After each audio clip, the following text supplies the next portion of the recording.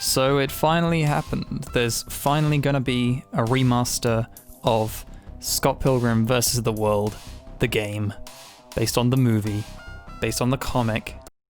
It's a game. And I figured it would be a good time to sort of share my perspective of how I grew up with the game and the movie and the comic, because the history of the game and the disappearance of the game and the reappearance of the game is quite an interesting tale. So here we go. So the game was released in August of 2010, back when Scott Pilgrim vs. the World, the movie, was released in theaters. So I didn't pick up this game at launch. I actually got into it about a year later, I want to say. Like a lot of people, I didn't watch Scott Pilgrim vs. the World at the cinema. It went over my head. I was maybe a little too young for it. Context, I was about 13 when the film came out. I'm getting old. It was actually my good friend Matt at the time that introduced me to not only the film, but the game based on the film, and just injected me into the whole universe of Scott Pilgrim. I loved video games and video game culture, especially at the time I was just getting into that sort of thing, as a lot of people my age were. I thought like Nintendo and Sega and all these old games were really cool, fueled by watching videos of Angry Video Game Nerd and other YouTubers of that era. So I imagine I was 14 years old when I was first thrust into the world, and the first bit of Scott Pilgrim media I consumed was the film on DVD. The film holds such a special place in my heart. Weirdly, it was one of the first films I watched that actually really made me appreciate films more and the art of filmmaking and editing and injecting humor through editing, and I'm not shy in saying that it changed my life, really. Anyway, I don't want to spoil the story. This video isn't about the story, it's about my experience and a little bit of a history lesson about the game. So anyway, I played the game for the first time about 10 years ago. I remember I went over to my friend's house to play it. After enjoying the movie, I assumed that the game would be somewhat similar to the movie, and it sat in this really cool hybrid between the comics and the movie for me. Not only is the game really fun and ties into the series really well, but also has a kick-ass soundtrack, which I've continued to listen to for years since this game's release. Basically, it's your classic beat-em-up game where you can choose between different characters and scroll through the stage. The game was in a 16-bit style, I want to say, although someone's going to correct me on that, but it was meant to resemble like the Sega Genesis or the Super Nintendo era of games, at least graphically, which is absolutely perfect for a tie-in. After playing it for the first time at a friend's house, I quickly bought it on my own PlayStation 3, and I got stuck on it. Yeah, I played the game pretty consistently for a while and then stopped playing it for 2 years. Eventually I realized if you actually upgrade your character, then your experience might be a bit smoother, but this isn't a review of the game. After its release, we saw 2 DLC packs come for the game, adding 2 extra modes as well as adding the characters of Knives Chow and Wallace, which were great little additions.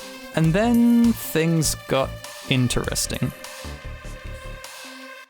So December 30th, 2014. A day to remember. The game just vanished from Xbox Live and PlayStation Network, along with the DLC.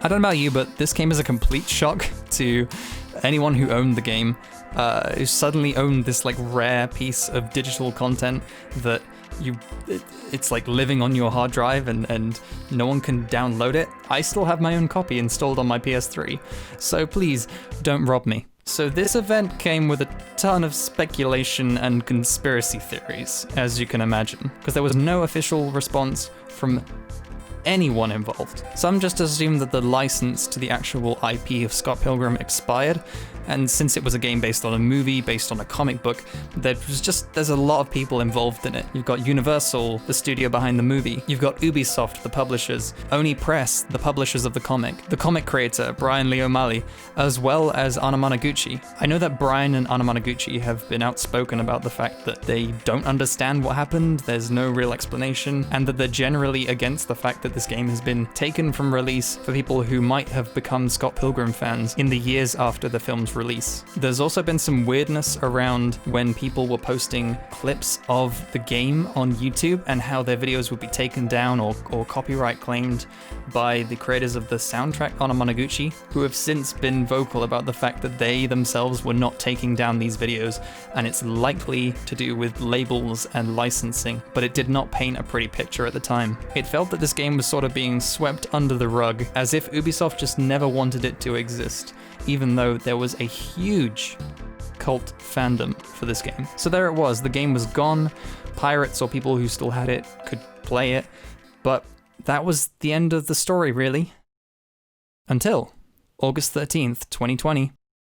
So Edgar Wright, the director of the Scott Pilgrim film, started posting some behind-the-scenes photos and just generally sharing information about the creation of the film on its 10-year anniversary. This was really cool to see, first of all. There was tons of photos, and if you're a fan of the movie, I highly recommend that you do a scroll through because you'll find some amazing behind-the-scenes photos. But yeah, this sort of sparked a worldwide celebration of Scott Pilgrim on its 10th anniversary. During this, the question came up as to where's the game? This seemed like a perfect time to ask the question. And we got an answer. So comic creator Brian Lee O'Malley actually chimed in and quietly posted, I say quietly because I got a lot of retweets, but very simply tweeted, after all of the celebration tweets, P.S. Ubisoft has reached out to me. This was it. We knew we were in for something with this message. This began the speculation that indeed it would be possible that the fabled game would be brought out again for its anniversary release. Not only does that make me feel really old, even in my 20s, but more so it made me excited to possibly relive the joy of a game that currently lives in a dust-filled PS3 in my attic 300 miles away. And that brings us to yesterday. Ubisoft held their planned Ubi Forward event, which brought many cool announcements. And Assassin's Creed. And with every Ubisoft event, I prepare myself for the usual, to be heartbroken by yet another year without a Rayman game. However, we got something which almost made up for that. Scott Pilgrim vs. the World, the game, complete edition. Our dreams were finally answered. Coming to PS4, Xbox One, and the Holy Grail, Switch. They're gonna sell so many Switch copies of that game, Jesus. This was it. This is what everyone was asking for, right?